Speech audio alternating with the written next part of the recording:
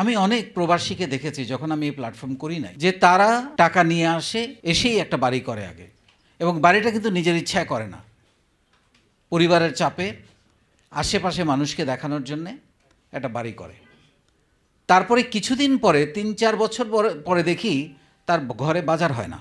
আমি এরকম অনেক প্রবাসীকে খুব কাছে থেকে আমার গ্রামের বা আশেপাশে গ্রামে আমি দেখেছি, বাজার হয় না, মা বাবার চিকিৎসা হয় না, নিজে চলতে পারে না, এসে কিছুদিন স্যুট টুট পরেছে, শার্ট টার্ট পরেছে, এরপরে দেখি লুঙ্গি পরে।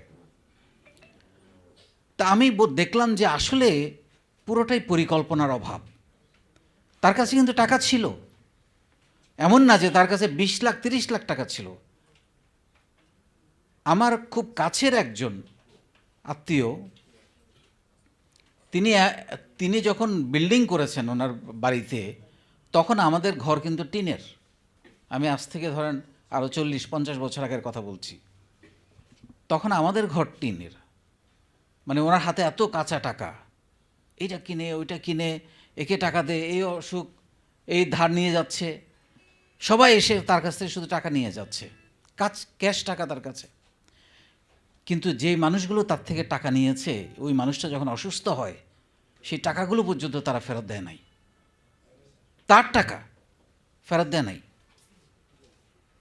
এবং হঠাৎ করে মানুষটা একদিন মারা গেছে, তার ছেলেমেয়েরা এখন খুবই খারাপ অবস্থায় আছে, অথচ আজ থেকে 45 বছর আগে তার বাড়ি বিল্ডিং হয়েছে। শুধুমাত্র পরিকল্পনার অভাব।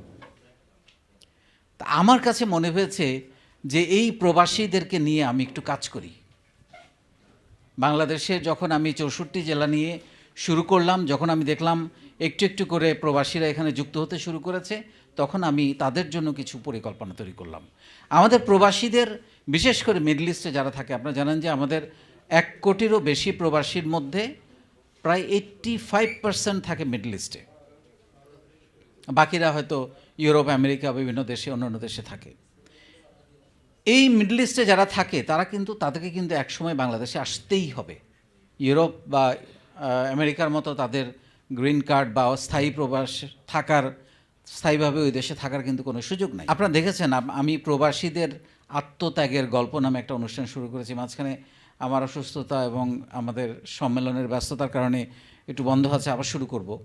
সেখানে আমি অনেক প্রবাসীর গল্প শুনেছি, 20 বছর, 25 বছর, 30 বছর ধরে সৌদি আরবে আছেন, দুবাইতে আছেন বা বিভিন্ন দেশে আছেন।